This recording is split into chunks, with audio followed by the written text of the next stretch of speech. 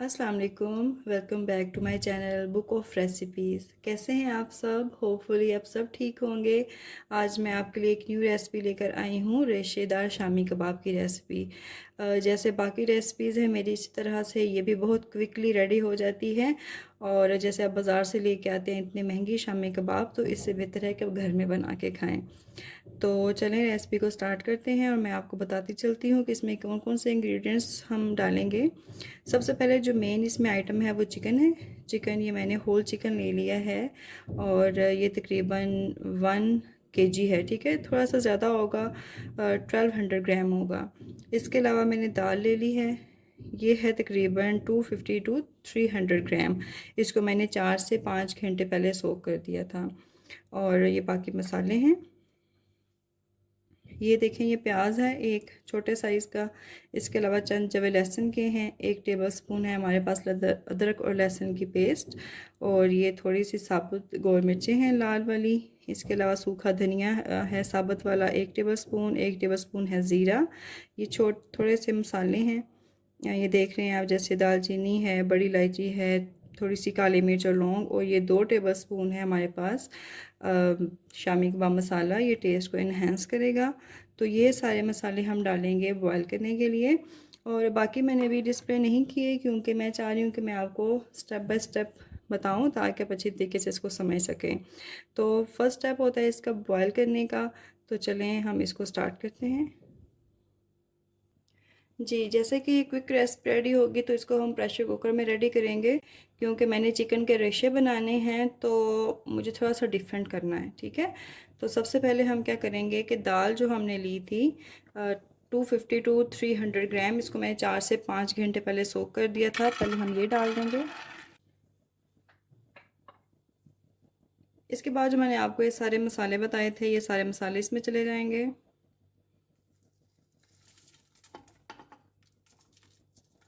और अब इसमें जाएगा 1 गिलास पानी, ठीक है। हमने ज़्यादा पानी नहीं डालना, 1 गिलास डालना है क्योंकि दाल पहले से सोक्ड है 4 से 5 घंटे। तो हमें सिर्फ इसको नरम करना है, बिल्कुल इसको मतलब बिल्कुल इसे गलाना नहीं है, बहुत ज़्यादा नहीं गला लेना।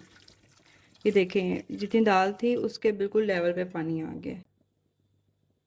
आपने नोटिस किया होगा इसमें मैंने पहले नमक का यूज़ नहीं किया, क्योंकि जो मसाला डाला है उसके अंदर भी नमक होता है, तो हम इसको बाद में टेस्ट करके डालेंगे। अब नेक्स्ट स्टेप क्या आता है, हमें एक जाली का स्टैंड चाहिए। जैसे मेरे पास स्टैंड है, ये एक्चुअली आप क्या कर सकते हैं कि आप चिकन को इसके ऊपर भी रख सकते हैं, लेकिन मुझे चूंकि इसके रेशे अलहदा करने हैं तो मैं चाह रही हूँ कि उसको मसाला नहीं लगे चिकन को, ठीक है। तो ये स्टीम में पके और इसका जूस सारा इस दाल के अंदर जाए। तो हम क्या करेंगे, ये एक जाली का स्टैंड ले लेंगे। अगर आपके पास ये नहीं है तो फिर आप वैसे भी रख सकते हैं। अब जो सारा चिकन है हम इसके ऊपर लगा देंगे और अब इसको मैं प्रेशर दे दूंगी 5 मिनट के लिए, ठीक है। ज़्यादा से ज़्यादा अगर आप दें तो 6 से 7, इससे ज़्यादा आपने नहीं देना क्योंकि पानी हमने उसके मुताबिक ही डाला है। जी, प्रेशर को मैंने 7 मिनट के बाद खोला है तो चिकन की कंडीशन कुछ इस तरह से है। ये देखें, चिकन जो है ये अच्छी तरह से गल चुका है, ठीक है। ये देखें, पकड़ने से लैदा हो रहा है। अब हमने क्या करना है कि चिकन को लैदा निकाल लेते हैं और फिर मैं आपको दाल भी दिखाती हूँ कि दाल की क्या कंडीशन है। दाल भी गल गई होगी। चिकन को हम निकाल के इसको हम श्रेड कर लेंगे। ये देखें, दाल गली भी हुई है और देखें पूरी पूरी भी है। लाइक जो मोटी इलायची थी इसको हम निकाल लेंगे बाहर, ये ठीक है। इसमें हमें मशीन की भी ज़रूरत नहीं है जिसमें से हम इसको चॉप कर सकें। हमें सिर्फ घोटना चाहिए और इसी से हम घोटेंगे और हमारा जो है ना वो शामी कबाब का मिक्सचर रेडी हो जाएगा। इसको हमने क्या करना है, आग हमने जला लिया, पानी हमने इतना रख लिया था, इसको हमने अब घोटने की मदद से घोटते जाना है और पानी ड्राई करते जाना है। डालेंगे चिकन, ये देखें ये मैंने श्रेड कर ली है, ये भी इसमें डाल देंगे।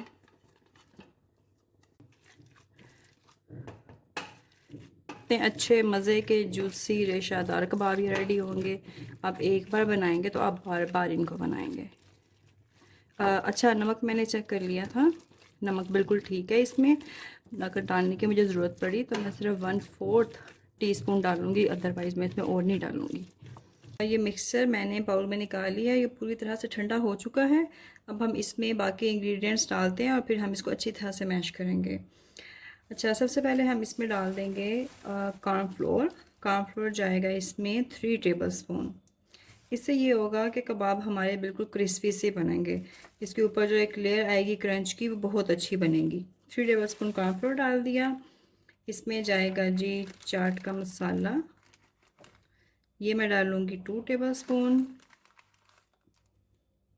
یہ چلا گیا. نمک اس میں پورا نمک اور نہیں میں ڈالوں گی. اس کے علاوہ اس میں جائیں گے ہرے مسالے، جس میں یہ 2 میڈیم سائز کے پیاز ہیں، ان کو میں نے باریک چاپ کر لیا ہے. یہ کچھ دھنیا ہے، پودینہ ہے اور یہ گرین چلیز ہیں. یہ ساری ہم اس میں ڈال دیں گے. اب اس میں جائے گا انڈا. میرے پاس یہ بہت بڑے سائز کا ہے تو میں 1 ڈال رہی ہوں. اگر آپ کے پاس چھوٹے سائز کے ہوں تو آپ اس میں 2 ڈال سکتے ہیں. یہ میں اندر ڈال کے بنا رہی ہوں، ادروائز آپ نہ بھی ڈالیں، اس کے اوپر لگا کے تو کر سکتے ہیں. تو اب ہم اس کو اچھی طرح سے مکس کریں گے. مکس میں نے کر لیا ہے، سارا مکسچر ریڈی ہو گیا. اب میں ہاتھ دھو کے کباب بنانا سٹارٹ کرتی ہوں. اب کباب بنانا سٹارٹ کرتے ہیں. یہ میں نے لے لیا ہے ایک باکس، اس میں میں فریز کروں گی اور اسی کے اندر بنا کے رکھتی جاؤں گی. تھوڑا سا پانی رکھ لیں. اور یہ میں نے ایک مول لے لیا ہے شامی کباب والا، اس میں ہم ڈالیں گے اور بناتے جائیں گے.